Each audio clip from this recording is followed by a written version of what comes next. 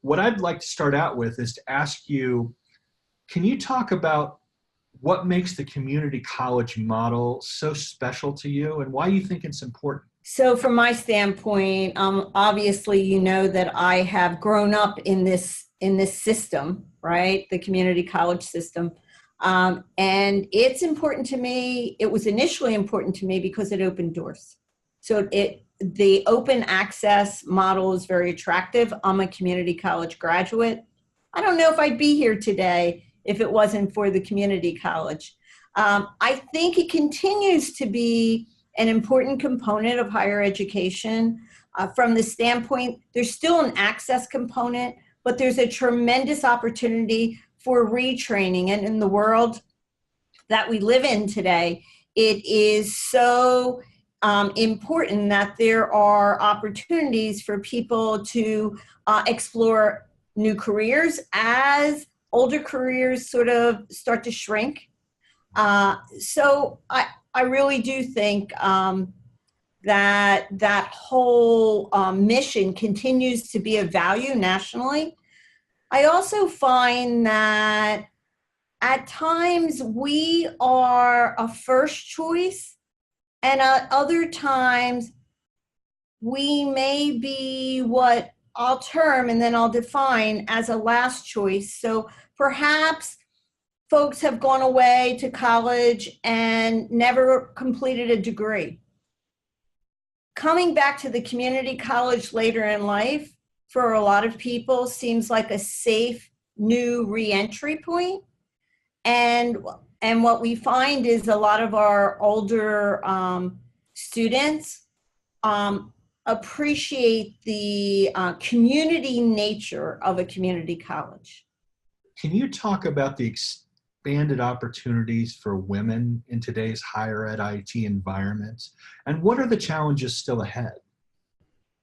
As our field, the field of technology, relates to women, there's an equal opportunity out there. I firmly believe when we talk about what challenges still exist, I remember, and I think we've talked about this before, my challenges in my early years of my career.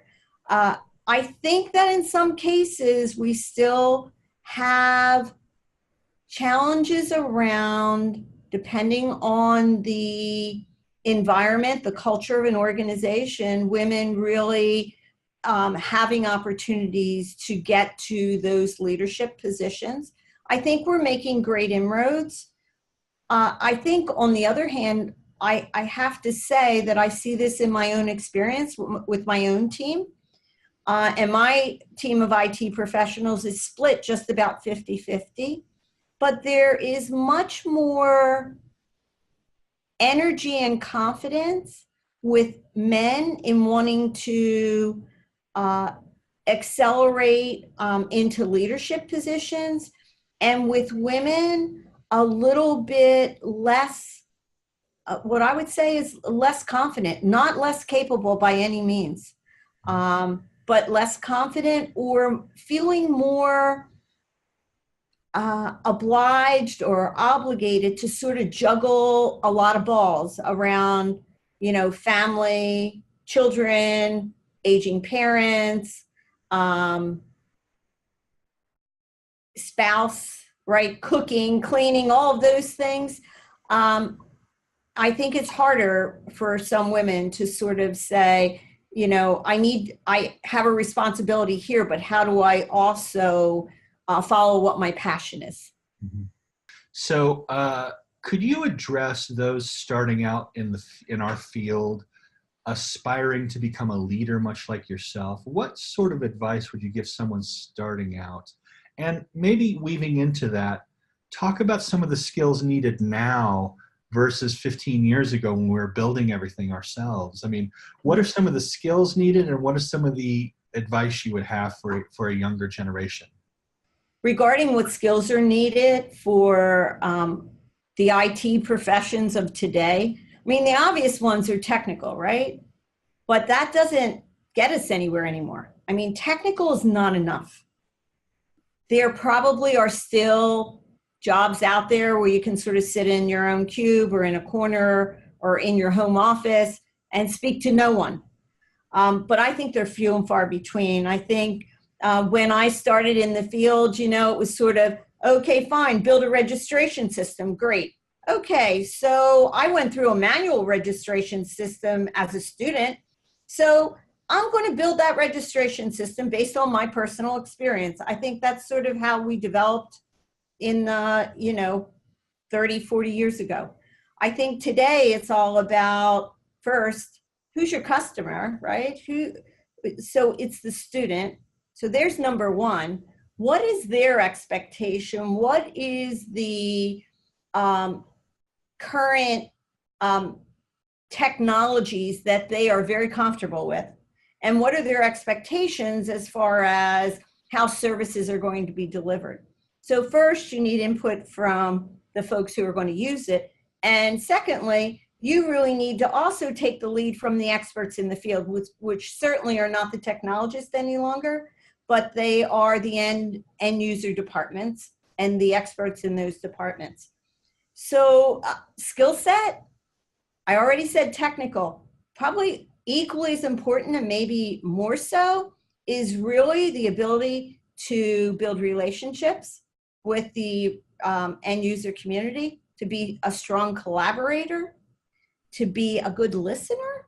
I mean, I probably have dozens of these things that I don't think you worried about, like I said 30 years ago.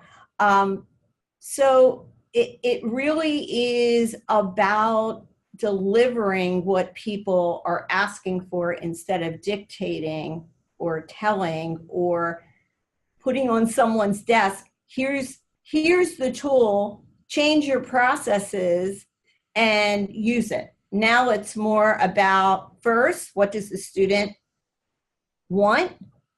What do they expect from a good quality technology delivery or implementation? And secondly, how does the end user help to define what that student is asking for, and how is it going to work from a process standpoint in their environment? And from a technology standpoint, I am a firm believer that we're a support organization, and it's more than just delivering technology. It's really about delivering technology and really working hard to understand the end user departments and the needs in the department and the needs of the folks that you're serving. One of the things we're hearing about more and more these days is the idea of student success, working towards student success. I know you're involved in a grant with the Bill and Melinda Gates Foundation. Is that correct? So we had back-to-back grants from the Bill and Melinda Gates Foundation, and our second grant ended August 2018. Okay. So recent. Right. So we've talked about student success for 15 years. What's new? What's this about now? When we talk about student success now and these grants and what people are working towards and talking about student success, what does it mean now versus 10 years ago? So I think 10 years ago, the focus was really on, I think the end focus was always the same, retention and completion, always the same. And for community colleges 10 years ago, our strongest focus was really around our mission, which was access. I think all of those things are still in play. I think what has changed is the center part of that, the how to. I mean, what changes have we made in the way that we support students in their success? So over the last 6 years at our institution, we started with, in this work, basically identifying what technologies we had that would support student improvements, expansions in student support services, and what technologies were missing. So through the grant period, we sort of filled in the blocks, right? We filled in all the missing technologies. So that's one piece of the puzzle. So that piece is in a fairly decent place. Not as seamless as I think that that particular grant, the Gates Foundation grant, was really based around this very seamless experience with, I think, what people had hoped would be a single tool. We're still not there. But some of us are still hoping that we can get there someday, that there's going to be this, singular product. But there's very good, I think the folks, the schools that participated, the universities and colleges that participated in that grant have done a very good job interfacing a variety of different tools. Mm-hmm. I think the other piece that we've learned and where the future is going with student success is, so we now have a lot of decent tools in place. We also have a lot of new processes of how we engage with students. We're also using, which I have to say, 6 to 8 years ago we weren't doing, we're doing a lot around data analytics. We're really digging deep into the data. Instead of just looking at, here's the number of students who have this kind of demographic, and here's how they do, we're really digging deep and trying to get very specific data points around potential situations that may occur where students need a little nudge or a push or a piece of encouragement. Not knowing that every student who falls sort of in that analytics category may need all of that, but just thinking that as long as they're positive and not like, hey, you might not, we think that you're going to be struggling. I mean, everything we write and say to our students is very intentional to be supportive and encouraging. So I think that we're seeing more. So I think I'm answering part of the question by saying we're seeing more communication between the college and the student that's much more personalized. So where do I think we're going from Montgomery's standpoint? Even though the grant is over, our group is still working. So we have new areas that we're working in. We're really looking at things around financial, before it was financial planning, we're really looking around financial need. Food, we have a food cupboard that we're hoping to increase. We see, we've done some things around tools that help students to understand sort of their mental wellness. I think we would like to do more in that space. So homelessness. So more of the, I want to say, more invisible or quiet kinds of challenges that students face that so often they don't share. We want to get more into providing student support services in that space. The other thing that we've done very recently is we have done a lot of research around the importance of tutoring. And a community college being a commuter college, we also have a virtual campus. It's not always easy when you have a tutoring center, and we have a very good face-to-face tutoring center. A lot of our folks work. Some of our folks literally run in, take their classes. They have to be home for a school bus or to go to work. So they don't necessarily have that time when the tutors are available to participate in a tutoring session. So we've just moved to, we still have our face-to-face tutoring, but we've just introduced online tutoring across the college. We piloted last year. It is turning out to be very appreciative by our students, especially those students who have time constraints and can't stay on the campus to longer than their classes are. So another area where we're doing some heavy duty focus on. It's so holistic. Everything sounds Yep. very holistic the way you're. Yeah, absolutely. It's not about like just analytics and academics. It's also about how do you take care of your life. That's right. It's interesting. Last question, and this is kind of just maybe a silly question, but I'd like to hear your answer. What's your favorite thing about coming to work every day, and what's your least favorite thing about coming to work every day? Oh, it's not a silly question, and it's an easy one for me.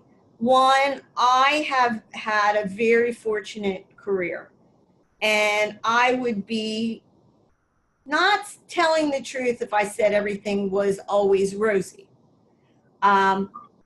Every career, I think, has some ups and downs, just like, I do an analogy around a roller coaster. Roller coasters have ups and downs, but when you get to the end, if you love roller coasters, it was a great ride. So I've had a great ride. And I think why I stated earlier to you that community colleges are absolutely my passion. I love the students. While some might say, oh, students were different 40 years ago or 50 years ago than what they are today. Yeah, but I think that's some of the excitement. And I think students are only different because the world is different, right? But truly, I come to work every day, and I've stayed here as long as I've had because I've always had an opportunity to make a difference. And when I say make a difference, it's not about the college. It's really making a difference all the way down to an individual student's life. And that may sound like crazy for a VP for technology to really be that specific about touching a student, but I truly believe, and I have a great team that works with me. We all put our students first. I mean, they are our top priority. Now, the best question is what maybe don't I like to do? And I'd have to say probably my least favorite thing to do is attend so many meetings.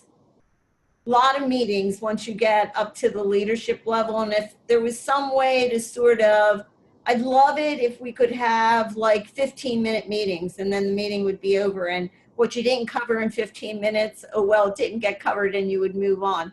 I think it's the meetings. I understand. I understand. I'm not at your level, but I have a little bit of that. So I get it.